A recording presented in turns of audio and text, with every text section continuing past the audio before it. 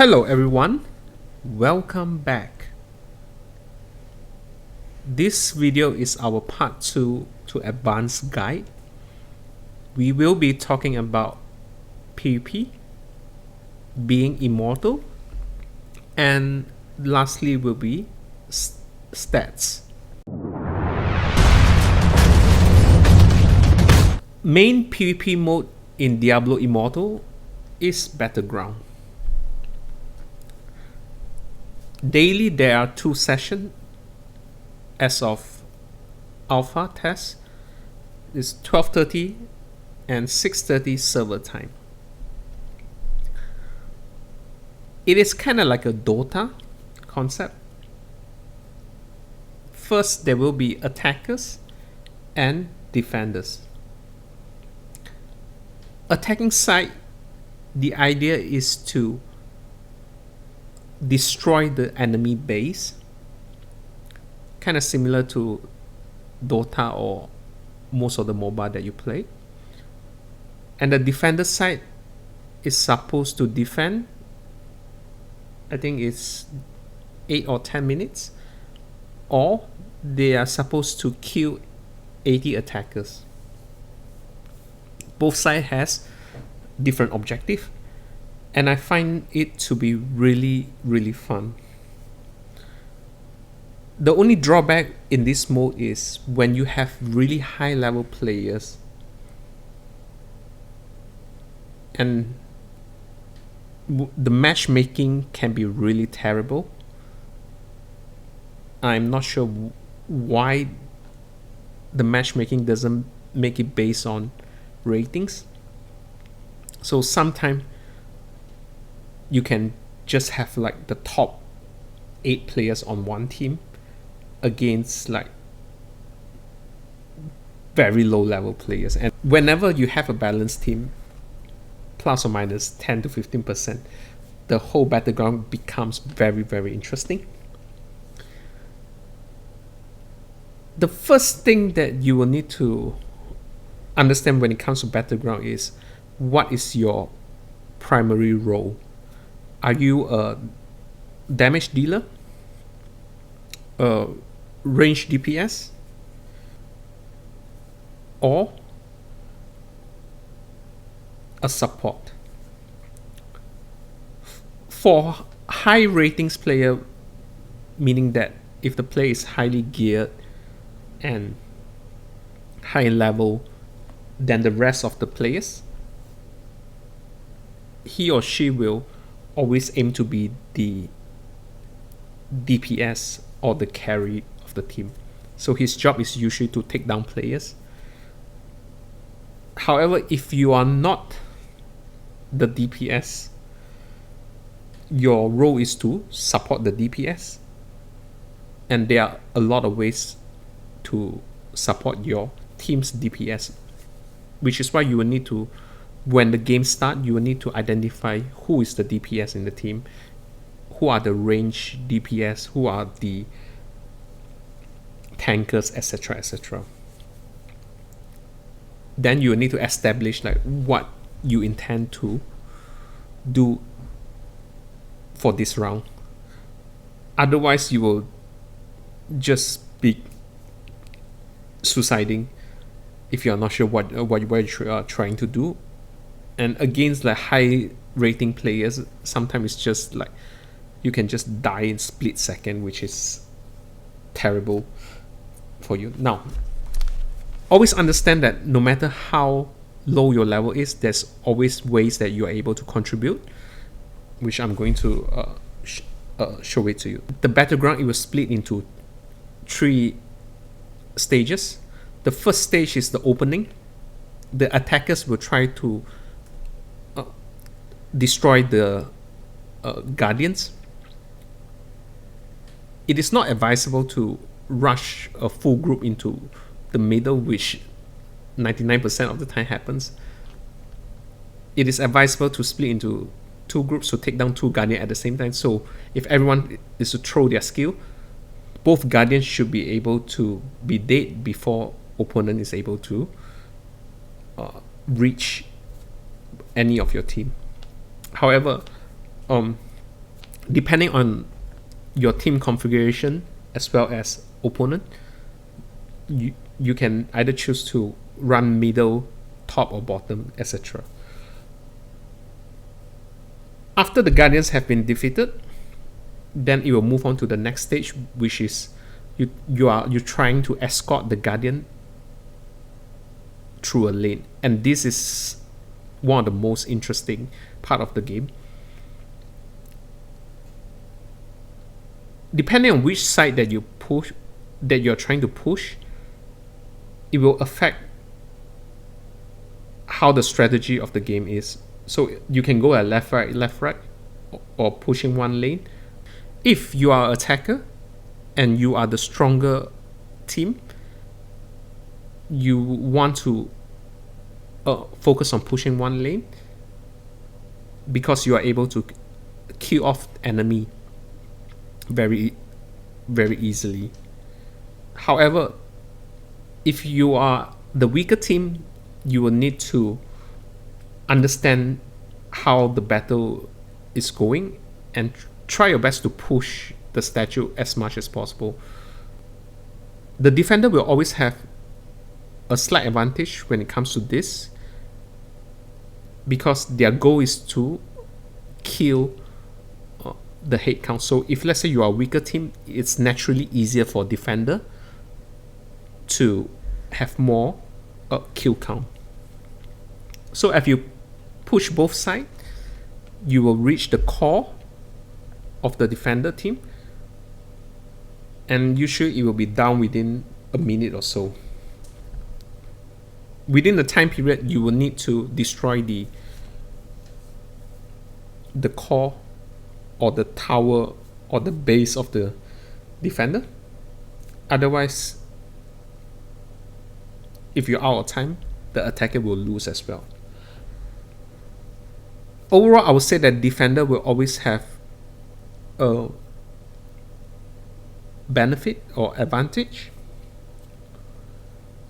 So if both sides has the same team rating, I would say that defender will have the advantage.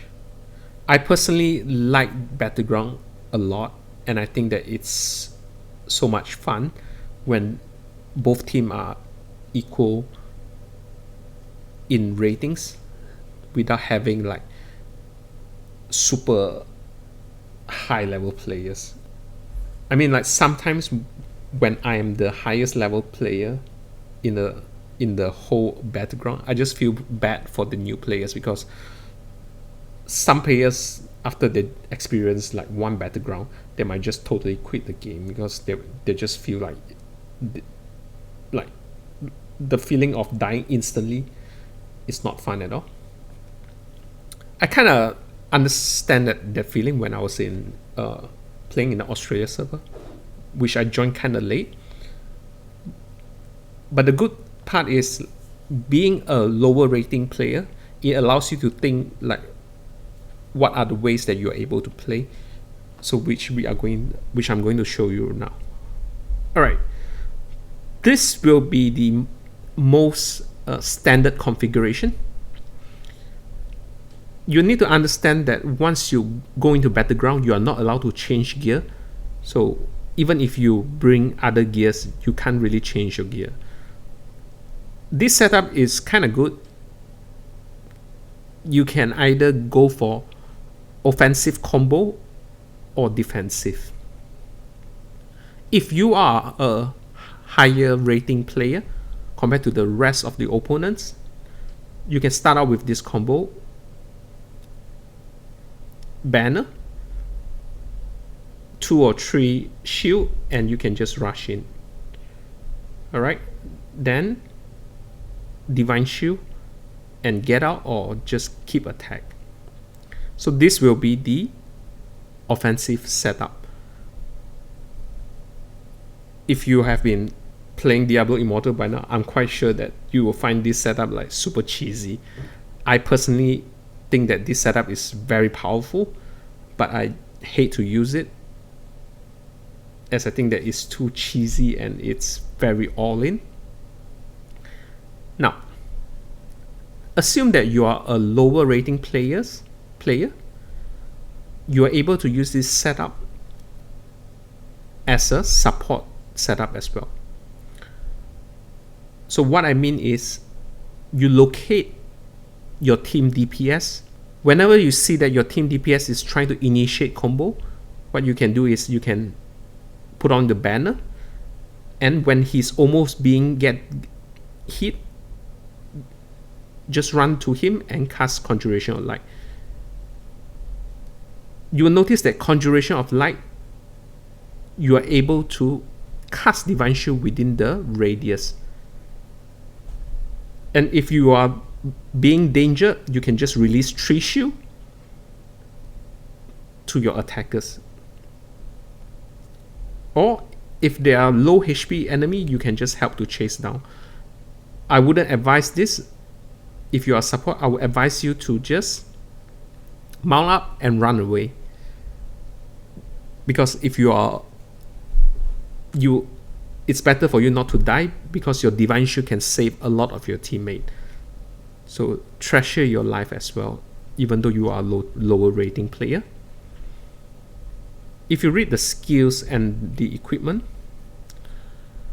so this is the one that makes the Holy Banner follows you. This one is a bombardment.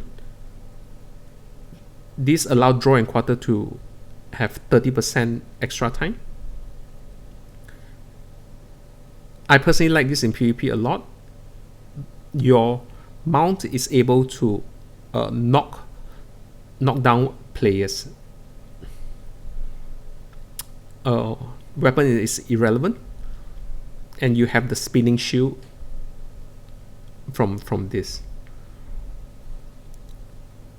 This will be the most flexible setup, as you can go for offensive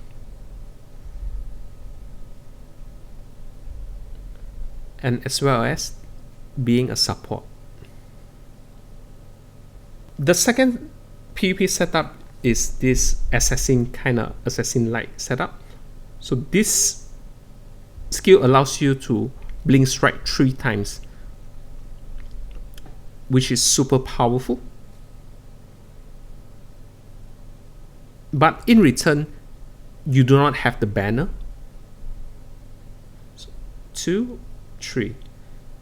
So you are able to chase down opponent really quickly with both your mount and also your falling sword. Little Lance is the one that enables your falling sword to chase, to surge forward. So you can read the reading here. I like this setup a lot, because usually what I'm able to do is, and it's a less all-in combo skill, you are able to release 2 spinning shield, charge up and mount.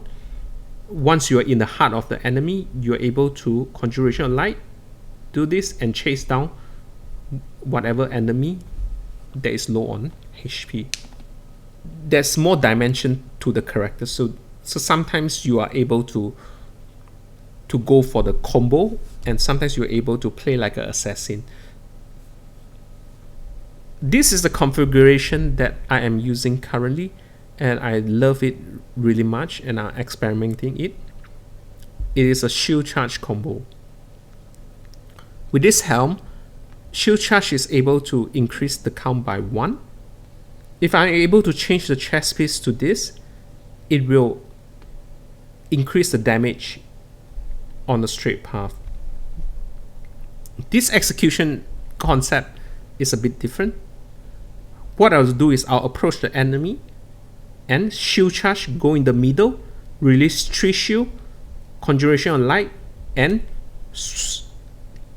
sweep the enemy, and I will leave 1 more to run away. I kind of enjoy this playstyle a lot, and personally I think that it's unique. In the Japan server, things are a bit different. If you look at the Challenger Rift and compare across a few classes,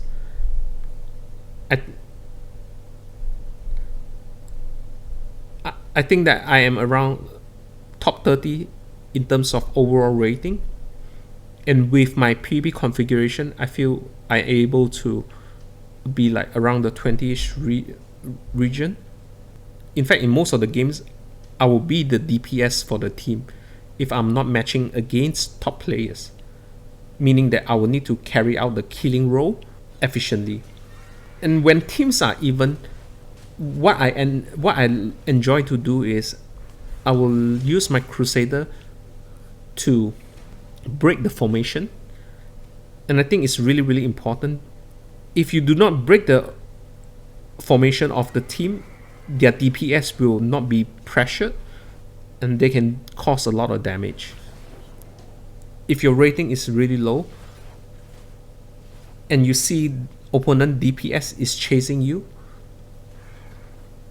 it's okay to try to lure them into an opposite direction to waste their time. It kind of fit the formation breaking role as well. And there are so many things that you're able to do when it comes to Battleground. One of the bigger mistakes that I see when it comes to lower rating player is they just try to dish out everything. I would suggest that if you are lower rating, try to go more on CC, which is crowd control spells. And if opponent DPS is a charge on you or things like, it will be best to stun them or hold their position or trap them. And Wizard is excellent in this. So instead of like going hard on DPS, focus on CC if your rating is not as high. If your rating is really high, you're able to focus on DPS to try to crit and take down your opponent. Time being, I am having a balanced build, as I would like to try out how defensive mechanism work to see if it's worth to invest in defensive points or should I go all on offensive. The next part I will talk to you about is Immortal. The best thing about being Immortal is you get this kind of wings, which is eye candy. But after a while, it just doesn't matter much to you. Anyway, everyone will start out as adventurer. Subsequently, you will get a shadow invite to go into shadow.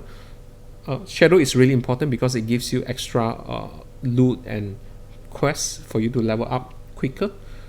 During the Path of Exile, both you will fight against the Immortal, and if the Shadow wins, the top clan will become the Immortals, and everyone will reset to be a adventurer. Once you are adventurer, you are able to be invited to be an Immortal, which is like my case. When I was a Shadow, I have my own dark house. So we are like the number 7 dark house, and we compete in the Rite of Exile. Back then it was versus NPC. NPC is really not much of a challenge. Like 4 of you is able to like just smash through all the NPCs. So the team that won, the number 1 team based on activity, was a Chinese guild, and there are a lot of Chinese players in this server for some reason. So they were promoted to become the Immortals. So from there, the Immortals started to recruit, and at this moment, as you can see, like you are able to recruit like 240 Immortals, and basically the highest ranked players are in the Immortals. And yeah, you are able to see. And this Sunday we are going to have a first Rite of Exile, what happens with the Rite of Exile is shadows, they every week they will have increased buff. So eventually, I think by week 5 or week 6, shadow will have like a buff of like 160 or more percent damage and defense. So there's no way the immortal can defend. So you will always have a new group of shadows that become immortal after a couple of weeks. So I personally like this idea a lot. In the past, I think like a lot of MMO had too much drama and politics, and this one is like kind of, it's like everyone knows that eventually eventually the immortal will fall and the next dark house will have a chance to be immortals, etc, etc. So it's but at the same time, because everyone knows that it is going to happen, so it become like kind of less motivation. I believe that for everyone that plays Diablo Immortal, you will definitely want to try to be an immortal for sure. Immortal gives you very nice ice candy, like you have these wings. All right, you have the wings here. Yeah, it's cool. Like other than that, I would say that immortals, you have like daily quests here. So for example, like these are the daily quests. Okay. So once you complete the daily quest, you're able to get loot boxes. It works kind of the same as Shadow. From what I know, I think like the Shadow gets better buff and better chests compared to Immortal, but Immortal gets like better loot from Keon's Audio as well. Another thing that Immortal has this Keon's Audio, so it's like a dungeon, 48 player dungeon, and you have like 4 areas. The whole idea is to kill all four bosses at the same time, because every time when you kill a boss, the other bosses will berserk and will hit you very, really hard. So the whole idea is to kill 4 bosses at the same time so that they will just die immediately. So this, then you're able to get some loot. Some loots are like some of the loots are really good, but usually they are kind of meh.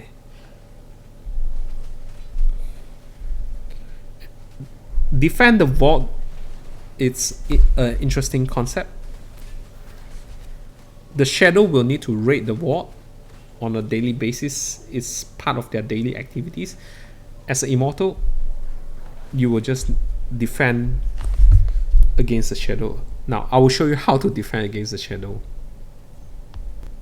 So to defend the Shadow, usually you will just wait here, and there will be a prompt that say that it's under attack. Then you will just click here. Usually it favors the Immortal a lot because inside you have like NPC, and whenever the Shadow, if they are not like super high level or disorganized, they will need to flee immediately, and usually they will flee anyway. When the alarm, whenever the alarm is sound, it will be best for the Shadow player just to leave the arena. Then that's it. To summarize Immortal, basically you will have very cool cape, kind of like wings. You have dailies that gives you honor points and loot. You will also have a 48 man raid, which is called the Keon's Audio. It's like a dungeon. It's like a boss event. It's okay. Yeah. There's not much pressure from the boss. Every week on Sunday, you will have the Rite of Exile. So this is like the PvP. For me personally, I think the best PvP is Battleground and Rite of Exile, and kind of look forward to it. But as you know, 5 weeks or 6 weeks, depending on how strong the immortals are, the regime will fall and you will have a new group of immortals. For me personally, I kind of like being an immortal, and the reason is, being an immortal, you are able to see how the high level players work, how they farm loot, how they farm dungeon and etc. Because there is a very specific channel. In the past, I don't see much conversation happen in the Dark House, but Immortal is very active due to the fact that most of the Immortals are from a same guild, so they will use the channel to chat. Yeah, and there are useful information that I'm able to learn from other players, which I find it quite interesting. Dark House is more towards like, it's either you are in the number 1 Dark House or number 2, because then you are competing to see which Dark House becomes the next immortal. But if you're not in either of those 2 Dark House, then you kind of feel like being left out. Alright, now we are in the last part, which we are going to talk about stats. And this section, everything that I'm going to tell you is just based on my opinion. It is not proven. It can be absolutely incorrect. It is just based on my own understanding. If you guys have feedback or comments, do let me know. The first part is Paragon. So once you hit max level, you will have this Vanquisher Paragon and survival that is available. And once you hit Paragon 50, you're able to unlock Treasure Hunter. For me personally, for Vanquisher, the reason that I put some points here is mainly for the damage for these 2. Alright, it's just for damage, and it doesn't matter. And do understand that you can only activate 1 Paragon at one time. So for example, if you activate Vanquisher, all of these, you are still able to enjoy the buffs, but not Zeal. Similarly, let's say if I activate Survival, I won't be able to enjoy the Zeal bonus, but these 2 are still added to my character. Survival is the main Paragon that I am using, because I enjoy the playstyle of diving deep into opponent DPS, take out the DPS and run away. So in order to get out of it alive, you kind of need all these 2. So the first one is, for every unyielding, is like, for 10% missing life, you take 1.2% less damage. So if let's say you have like 30% life, you kind of take 10% less damage. The second part is, when you drop 30% life, you have increased movement speed and you can move. So it's like it's kind of like running away. Then the third is indestructible. So fatal attack brings you to 1 HP and makes you immune for 3 seconds, but the cooldown is 2 minutes. Maybe this only applies to PvE, as it states their monster. I didn't put any point into Treasure Hunter because I don't really feel, at this moment, most of my farming is done in dungeon, and if you read the description, it's all outdoor. So outdoor is like, I don't really spend time to really grind much outdoor for the time being. So not really too keen in putting some points in, and I do not want to put in more armor, as I have invested a lot in armor already, and I intend to boost up my attack. For Vanquisher, I'm just mainly putting in points into the attack damage. and also 1 point in zeal, just to try out. Maybe in the future I might use some of this wrath or exorcism. Paragon, the PvP part will be in Gladiator. So Gladiator unlocks a lot of PvP bonuses. So if you're into PvP, make sure that you will want to save up points to put into Gladiator. So that's it. So this will be it for the Paragon. Now the next part that I would like to talk to you about is the stats. So if you click the inventory, you're able to pull out this. Every single main stats will always increase your offense rating and defense rating, which is really important. A lot of maths in this game is determined by offense rating and defense rating. If your offense rating is higher, you deal like more damage in percentage.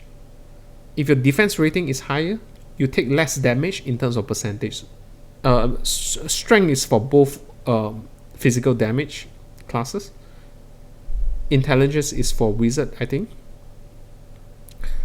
Fortitude is definitely, in my personal opinion, it is the best stats. I will rank like Fortitude as the number one. It is the only stat that increases both defensive and offensive. Notice that armor penetration contributes to your critical hit chance, which is a offensive ability. Super good. Fortitude should be like, for every class, it should be like the number one skill.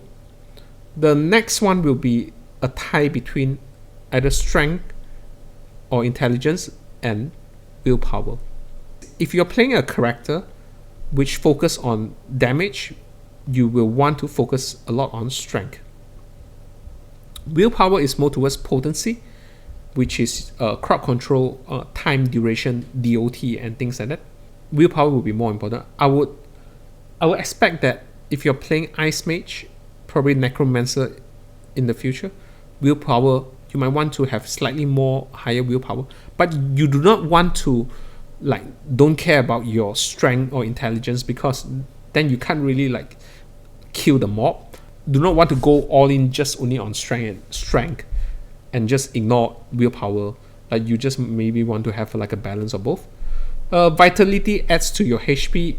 HP is really it is okay. It is a okay stats, but I would say that if you compare it to Fortitude is just much better. In short, this is how I'll rank it. Fortitude will be the number one stats, as it increases both armor defensive and armor penetration critical, which is offensive. Then subsequently it will be either attack damage, which is strength or intelligence, and willpower, which is the duration of your crowd control, etc. The last stats, which is the worst stats, will always be vitality. If you notice, like the vitality is very high for Crusader, it's because like most of the equipment, the bonus stats is on vitality. So if you click in here, you will have more details. Offense rating is really, really important. Like this will be the most important stats overall. From the explanation here, if your offense rating is higher than your opponent's defense rating, so it means that you will deal 10% extra damage, which is why rating is important. If your defense rating is higher, you will take 10% less damage. Then armor.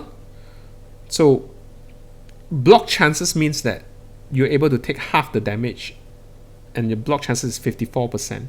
So sorry, against player, I'm just focusing on player right now. So the block chances is 20% to take 50% damage only.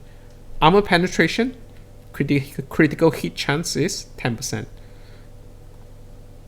Potency. So potency is similar, it's like increasing 10% of the duration. So resistance,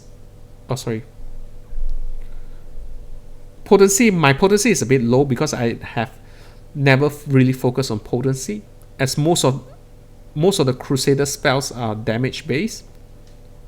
But resistance, I've put a lot of point in resistance, which is why like a lot of negative buff, the duration is reduced by 50%, so which is important. Then the rest, accuracy rating, evasion rating, you don't really face that much in PvP, because a lot of PvP is basically skill based. Critical hit chance, there's 2% there. Hit chance is the better one compared to critical hit damage. Just go for, I would say that critical hit chance is like really important when it comes to PvP, like all classes. Critical speed, attack speed is meh, because you don't really use a primary attack that much. Cooldown reduction, I personally like it, but I haven't really gotten like gears with a lot of this. Movement speed, I'm a big fan of it, and I think it's really important. Armor piercing is very important for, I think, range DPS. Then life drain, haven't seen much of. I think this is for necromancer. Then cheat death. Cheat death previously I have. So it's like when someone last hit you, you won't die, but you'll be left behind with 1 HP. I haven't really compared to see how this works. Life regeneration, just forget about it. It's a useless stats. Damage increase, alright. So 16%. Defense increase 16%. Magic find is basically from my gems. One that I would like to highlight, which is really important, is benefit duration. It's not in here. I will show it to you later.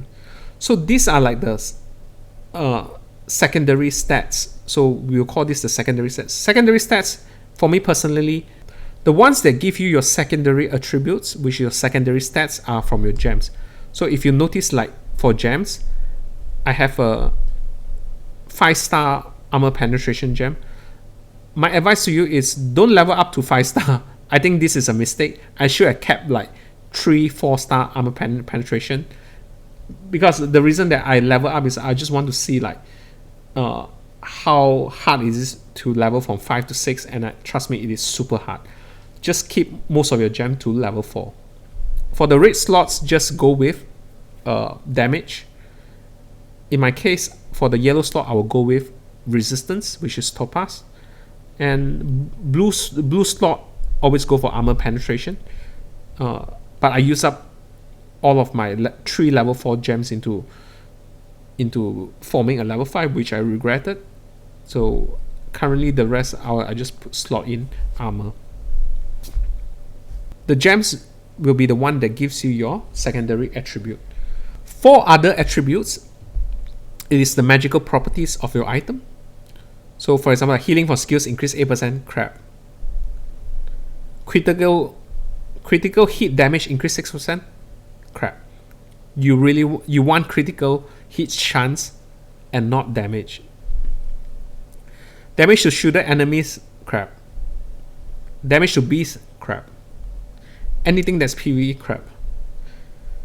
Nearby enemy damage reduced 4%, so. And 4% damage reduction is actually quite a fair bit, to be honest. Movement speed 4%, really good, super good. For my PvP, I'm using like skill damage increase 6%. I think that is fantastic. There are some other stats which is cooldown reduction, but for the time being, I only have this. So skill damage increase 6%, and the second one is damage taken reduced 3%. It could be better. I think there are some items that gives you player damage reduced by even more. Something like this. Yeah, damage taken for players reduced 9%. It is fantastic. Base item damage increase 18%. So same as this. Base item damage increase 18%. Then here is damage to demon. Not really good. Yeah, so there's another shoulder that I have, which is skill damage increased by 6%, which is extremely good. Primary attack You don't really use much primary attack in PvP, so it's kind of so-so. Let me show you what I have in my stats. So skill damage increase 6%, it is good. Alright, so these are some of the good stuff, good magical stats that I have kept to show it to you guys. Attack speed, nah. Damage while moving decreased 9%, it's kind of okay. Then nearby enemy damage reduced 6%, yeah, it's okay. Now this one is a good one, so it's like damage taken for players reduced 9%. Nope.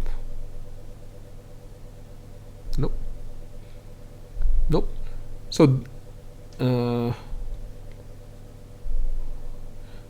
this is a good one. Damage to player increased 8%. This is like a really good PvP. So when it comes to the belt, it's like damage taken reduced 2%. Life bonuses increased 12%. Crap, absolutely crap. It's a bonuses. Damage while moving decreased 6%. I think nearby enemy damage would be better. Life increased 4%. Yeah, life increased 4% is good because it's kind of like enemy damage reduced 4%. So this one is even better. Damage taken for players reduced 6%. So probably it's like you want all the players. For defensive, you want to reduce player damage. For offensive, you want to increase player damage. So when it comes to ring, it's like skill cooldown. And the next one that I would like to highlight is beneficial effect duration increase 8%. This is absolutely critical for Barbarian because it will just allows them to be invulnerable, invincible for even a longer period of time. Skill cooldown reduced 4%. Yeah, it is good. Beneficial effect duration increase 8%. Great. Yeah, the neck also is able to give you movement speed for 4%. I still don't have a 3 stats neck yet. Beneficial effect duration. Different gears will provide you with different magical properties. What I've been doing is I'm trying to keep the better ones. And of course, you will need to use whatever that you are able to farm because it's not like you can just like tell the system you want this and you will get it. And it takes a lot of farming to get the perfect one. Let me show you that one of the stats that I just gotten today, and I think that it is very fascinating, is here. So if you notice that I have one of the bonus, which is damage to players increase 4.5%. How rare is this stat? But assume that it is what it is. It is like probably the craziest stat because like damage to players increase 4.5%, so it's like 5% like PvP damage. And because I rolled this stat, I changed like the whole family just to accommodate these stats. Alright. Otherwise, usually this will give you like strength stats and all those. So I would say like this is like the craziest stats I have ever gotten. Just ignore the damage to demons. I will just try to reforge it. Alright, for gems, my gems are fixed. So for the time being, I have a 3-star chip of the stone flesh. I bought it from auction house at a very at the minimum price, which is a bargain. And this one is it's like both a it's PvP and PvE, but the thing is you really want the 90% bonus because it adds a lot to your damage. Then the second 5-star gem that I have is a sleeping bow, probably the strongest PvE gem or the strongest gem out there. I got this from Legendary Crest. So this one, it is nuts if you are running Challenger Rift or Elder Rift because you can just see like everything just turns green and die. For this, I've still one Lightning Core. I haven't really. I'm just keeping this slot just in case if I get another 5-star gem, then I'll just slot this in. So the other one, Black Rose, my 5-star gem gives me MF. It's here. The Hunger is a PvE gem, and I kind of like it because you are able to like do tougher challenger rift, and it is a 3-star gem, and 3-star it gives you a 60%. Then the last is my Carson, which is a 5-star gem, which I show you how I crafted it in the last video. So more or less my gem is set. Let's say if I get a 5-star gem, probably I will just swap this one off. In order to level up the gem, you can see how crazy it is. To level up a 5-star gem, this is what you require. You require like 30 normal gems. In order to level a 5-star normal gem, you require this much. You require like 3 rank 5 gems, which is crazy. So even though I have like 3 Echo Crystal, I don't think I'm able to do this in even like 2 months time, because this is just really, really tough. So what I'll do right now is I will try to level up all my gems to level 4. What we have talked about is the basic stats from the description based on my playing experience and my understanding. I think this is what I know so far. However, I haven't done any like real testing, which is like, so all of these are based on my assumption. In PvP, basically the best that you will want for your equipment will be I will say that you will want movement for your necklace. For your ring, probably you want like beneficial time duration 8% if you are barbarian, otherwise like skill cooldown 4%. For this is like you will want a damage to player increase, how many percent was it, 6% or 8%. For this you will want like a life increase 4%. For feet you will want a movement speed 4%.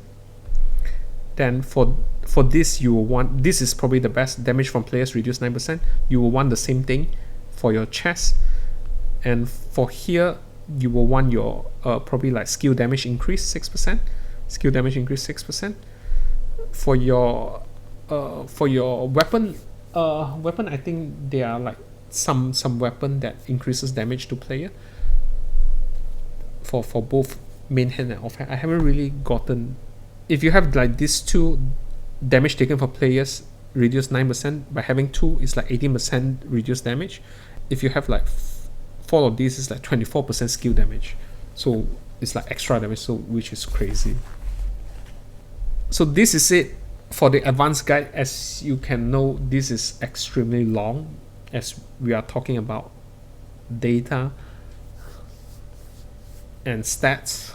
I'm extremely excited about Diablo Immortal. I don't think that what I know is 100% yet, and do share with me if you have any comments for this. Once again, thanks for watching and peace out.